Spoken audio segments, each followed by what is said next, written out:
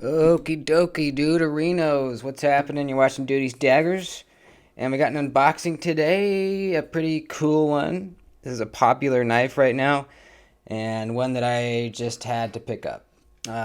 It's Blade Show right now, and I'm not there, obviously. I'm feeling some serious jealousy. And, gosh, I wish I was there so bad. It's just seeing videos of people there and what they're getting to look at. But, oh well. Next year I'll be there. And wow, that was the world's toughest rubber band.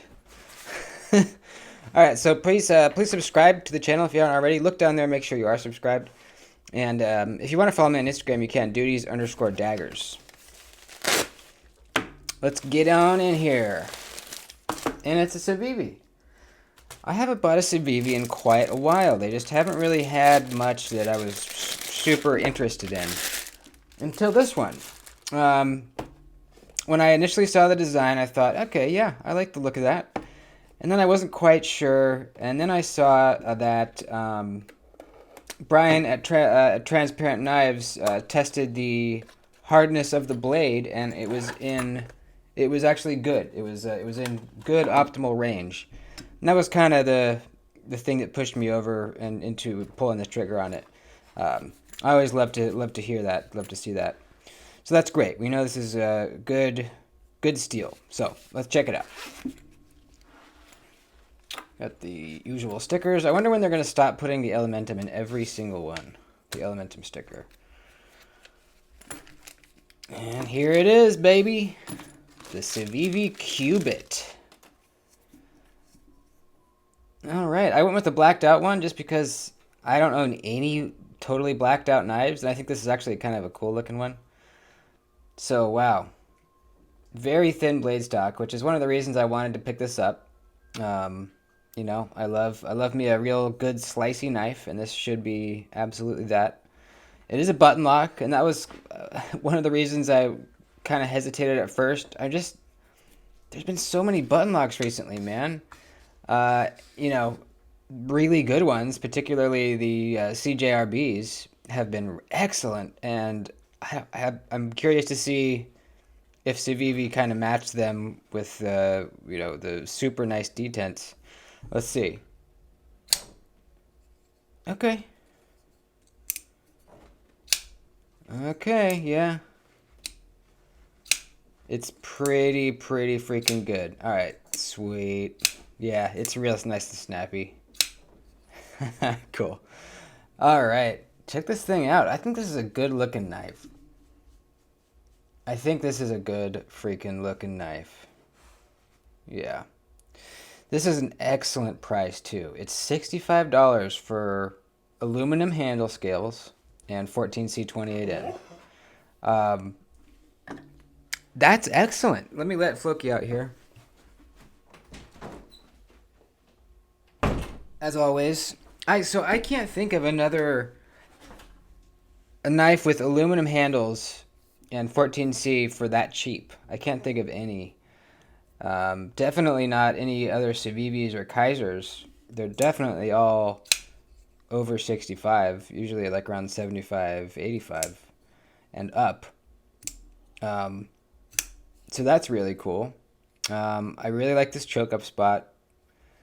And man, look at this blade stock, dude. Holy crap. I cannot wait to do a cut test with this knife. This is going to destroy. I already know it. Measurement behind the edge feels pretty thin too. Yeah, this is going to absolutely destroy. It feels good. It feels, you know, a little bit more weighty than the G10, obviously, because it's aluminum. I love that feeling of aluminum. You get a little bit more weight.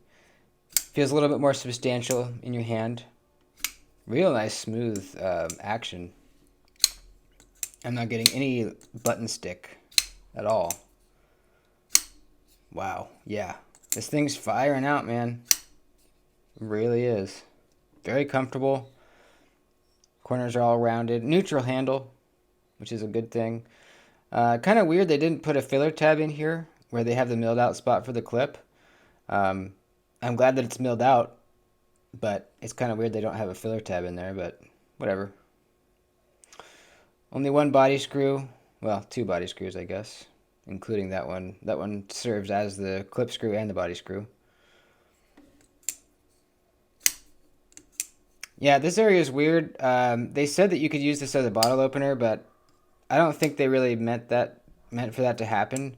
I have a sneaking suspicion that they designed the knife and then maybe a little too late noticed that there was a weird spot, or they didn't think of it looked weird until someone pointed it out maybe, and then they were like, oh, actually, yeah, you can open a bottle with that.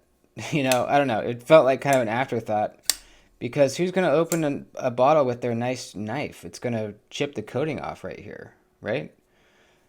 So I don't know, it doesn't really bother me. I don't care. Here's something I wanted to talk about, and this is just my personal preference. I don't care as much um, about how the knife looks when it's closed.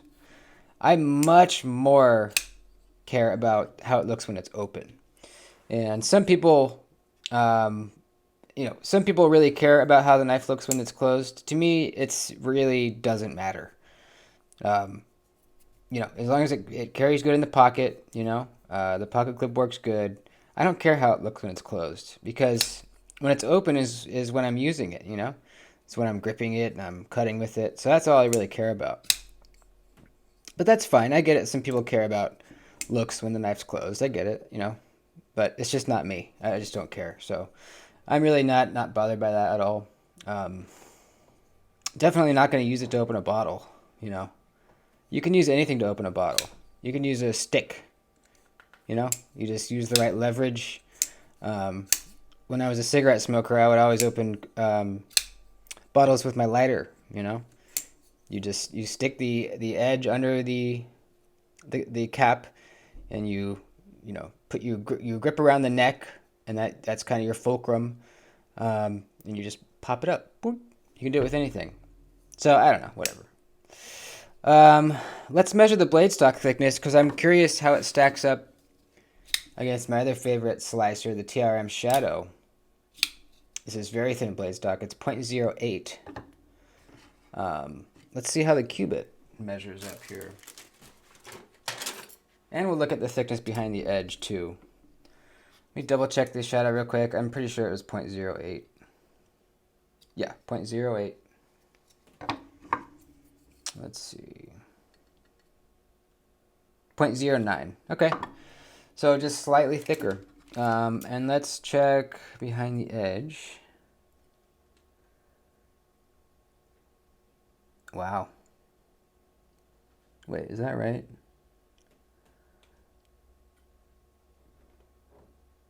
11 thousandths. Wow.